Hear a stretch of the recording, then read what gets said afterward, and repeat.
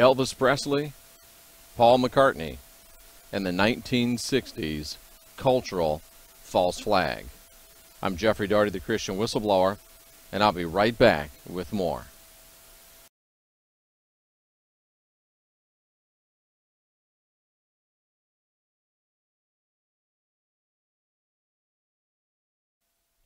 Elvis Presley and Paul McCartney, probably the two most well-known and arguably greatest rock and roll talents of our entire lives and maybe in all of history, with possible apologies to Michael Jackson, perhaps to Prince, but you get the idea. These two, and if we're talking about the 60s, these two were the guys that were making things happen. They are the two angels of Aquarius, I should say the original angels of Aquarius. And you have to forgive my artwork. This is a project that is still in progress, so we haven't quite smoothed everything out, but this is enough to give you the idea about the 60s cultural false flag. Elvis Presley and Paul McCartney. I'm Jeffrey Daugherty, the Christian Whistleblower. Welcome to the channel. We invite you to share, like, subscribe, and also ask that you sponsor and become an unindoctrinator so we can get this information out that you're not getting anywhere else and help defeat the final false flag that is heading our way. So this is a work that's almost finished. Probably going to be talking about it on Coast to Coast AM in a couple months. And we're talking about how the 1960s, well, let's just get right into it. And it is a book, and I'm reading from the not quite finished version of that book. And we start off talking about Aquarius, and not in strictly astrological terms, but the idea of the age of Aquarius, the coming of a spiritual renewal in the 1960s. And if you look at Revelation 11:11, which of course, if you know anything about numerology, or if you know anything about the 11:11 phenomenon, is highly significant. Revelation 11:11, I will appoint my 2 witnesses, and they will prophesy for 1,260 days. This will become very relevant as we continue on with this study. It's 1:18 in the morning, so forgive me if I have a stifle, a yawn here or there. I'm convinced that the 1960s were meant to be one of the greatest times of spiritual renewal in all of human history. Instead, they really turned out to be a missed opportunity for the world to step into a new and higher realm of enlightenment and being. Yes, they did have some effect, but they did not have nearly the effect that they were meant to have. And what this effort is to tell the story for the first time, the full story of what really happened. And it's a story based on a great wealth of inside knowledge that I have about the man I call the first witness, and the extrapolation of that knowledge and its application to the life of the second witness. Now, this story encompasses 2 of history's most beloved icons and the shadowy entities that oppose them and continue to oppose us until this day. This truly is the hidden story of the battle surrounding the dawning of the age of Aquarius in the Western world. So it is quite important, and it is quite an interesting study. Now, I'm talking about a cultural false flag, and you've probably never heard of a cultural false flag before. And of course, just for definitions, the term false flag describes covert operations designed to deceive in such a way that the operations appear as though they're being carried out by entities, groups, or nations other than those who have planned and executed them.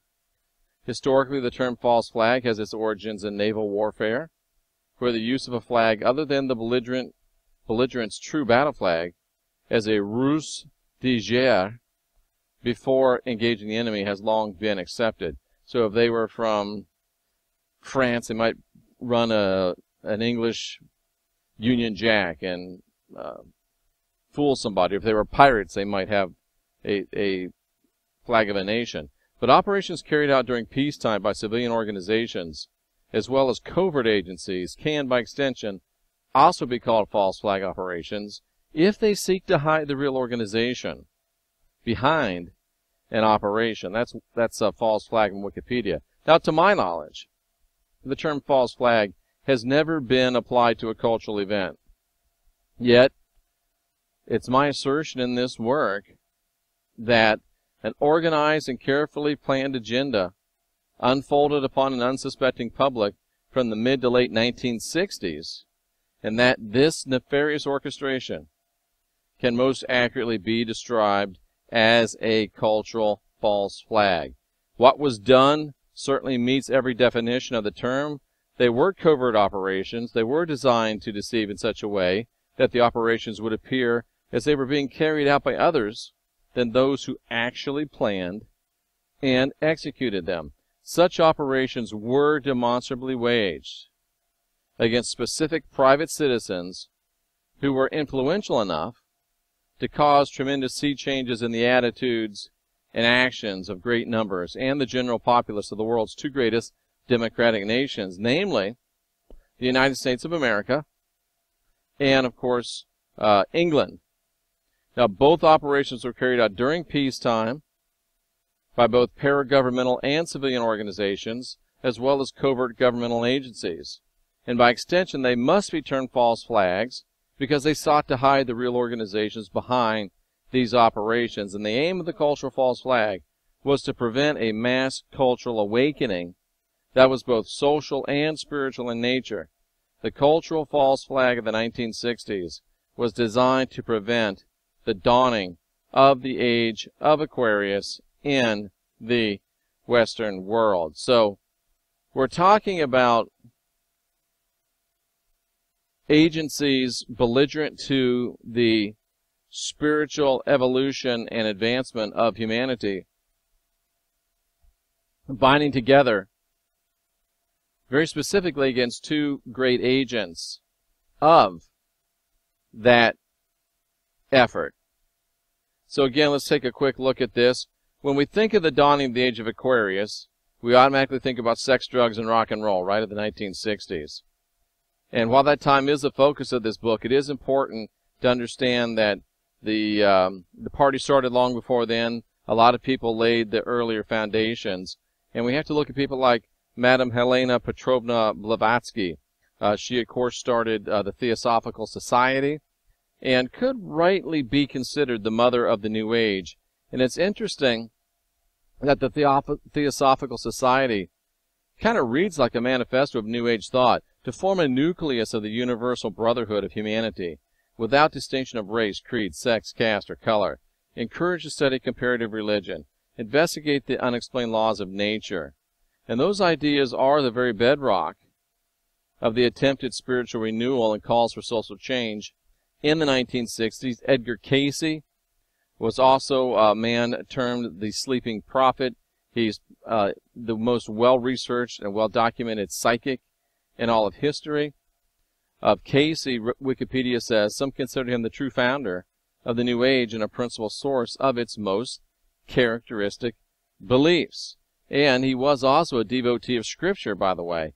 And we should have we should also have in there Manly P. Hall. Manly P. Hall's not in there because, quite frankly, he was outside my scope when I started writing this book, started investigating this information. So you think about Blavatsky, you think about Cayce, you think about Manly P. Hall, and the type of thought and ideas that these people put out there. And they laid the foundation for what Presley and McCartney were able to accomplish, and we'll see what happened to them. Now, there were also some dark lords of the New Age, and we probably understand and know about the Tavistock Institute.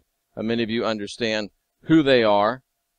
Many of you understand what they were, and they were a bunch of really, really bad guys, to put it in a very base way. Now, the Tavistock Institute is more than just an idea. It's more than a boogeyman. It is an actual place. You see here an entrance, the north entrance of the Tavistock Institute. And what the Tavistock was, it was founded in 1946 as a British charity claiming to devote itself to group and organizational behavior. It became the focal point in Great Britain for the emerging school of psychoanalysis championed by Sigmund Freud and his devotees. Now, the Rough Guide to Conspiracy Theories notes that the Tavistock Institute has been named as the most extravagant anti-illuminary conspiracy theory of John Coleman. Wait, the Tavistock Institute has been named by some theorists in their worldviews, including having a part in the most extravagant conspiracy theory of John Coleman, known as the Aquarian Conspiracy, which culminates in the Illuminati taking control of education in America with the intent and purpose of utterly and completely destroying it. Now pay attention to this next part. By means of rock music and drugs, to rebel against the status quo, thus fulfilling and undermining the desire, to undermine the family unit. That was James McConaughey and Robin Tudge. The Tavistock Institute has long been said to have had a particular effect on McCartney and the Beatles. Well, that's a story we'll talk about later. So the Tavistock Institute, a real place, a place of study of mind control, and with particular interest in rock music and drugs as elements of control. MKUltra is sometimes referred to as the CIA's mind control program, and that's a code name given to the illegal program of experiments on human subjects designed and undertaken by the U.S. CIA. And, you know, what we know about it probably pales in comparison to what is not known. Experiments on humans were intended to identify and develop drugs and procedures to be used in interrogation, torture, and in order to weaken the individual to force confessions through mind control. And it was organized, you know, by the U.S. Army Chemical Corps in the early 1950s. And this is something I want you to check out and really get into, really focus on. MKUltra used numerous methodologies to manipulate people's mental states, alter brain functions, including the surreptitious, that means they didn't know about it, administration of LSD and other chemicals, hypnosis, sensory deprivation, isolation, verbal, sexual, and other forms of abuse and torture. Now check this out. This is important. MKUltra was broad with research undertaken at 80 institutions, 44 colleges and universities, hospitals, prisons, pharmaceutical companies. The CIA operated through these institutions using front organizations, and sometimes these top officials at these institutions were aware of the CIA's involvement. The U.S. Supreme Court later noted that MKUltra was the research and development arm of chemical, biological, radiological materials capable of employment in clandestine operations to control human behavior. So it's not just a conspiracy nutbag theory. It's something that really happened, and that was from the Wikipedia article, Project MKUltra. So we've had a look now at the dark chapter of Western Aquarius. We've had a look at some of the original lights of the Western Aquarius. And with that, we're going to take a look at the first angel of Aquarius. And, of course, I'm talking about Elvis Aaron Presley. And this is, of course, the Elvis that many people know and love. And this is the Elvis that we're really speaking about as far as the Aquarius angel. You can see this was taken before Presley dyed his hair jet black. So this is a very early Elvis Presley when he was just coming to stardom. And this is the Elvis that we're primarily concerned with, at least at the beginning of this tale. And, of course, on August 16th of this year, the 40th anniversary of Elvis's death will be upon us. So I'll appoint my two witnesses. They'll prophesy for 1,260 days, Revelation 11:11, and again the Rough Guide to Conspiracy Theories, by means of rock music to rebel against the status quo. Elvis was born January 8, 1935, one-room shack, wrong side of the tracks, Tupelo, Mississippi. Had a twin that died at birth. And we really want to look at the beginning of Elvis's life and his, really more the beginning of his career. I call that Elvis Ascending. His family left Tupelo, Mississippi, lived in a public housing project in Memphis. Presley was driving a truck, and he walked into the Sun Record studio of Sam Phillips. And you know the story. He made the demo record that would change the world. That the two songs he recorded that first day were flip sides on the 45. My Happiness, and That's When Your Heartaches Begin. Almost prophetic in nature as to what was about to happen. And a second demo, I'll Never Stand in Your Way, and It Wouldn't Be the Same Without You. Both of them very, very prophetic, as we'll get to see. Elvis Ascending was the genesis for all the events that would become the 1960s age of Aquarius, both for better and for worse, both for happiness and heartbreak. And My Happiness, within 3 short years of that first demo, Elvis burst upon the world scene with the release of his debut single, Heartbreak Hotel. And of course, Heartbreak Hotel was his breakout hit, and it remains, even to this day, one of the most popular and really one of the most haunting and vocally and musically arresting singles that really we've ever seen in the history of rock and roll music. And Heartbreak Hotel zoomed to #1 on the Billboard charts, was there for 7 weeks. It also topped the country charts for 17 weeks and became double platinum. Presley went on the Steve Allen Show, and then finally went on the most popular show on television, which was the Ed Sullivan Show, and he was paid an unheard of amount of $50 grand for 3 appearances. And a few months later, Presley debuted on the silver screen in a film that was originally entitled The Reno Brothers, but ended up being something a little bit different. Even though it made absolutely no sense, the title of the movie was changed to another huge hit that Elvis had out at the time that the movie came out. So the movie, instead of being The Reno Brothers, which made sense, became Love Me Tender. And I mean, Deborah Paget, Richard Egan, these are big actors from that day.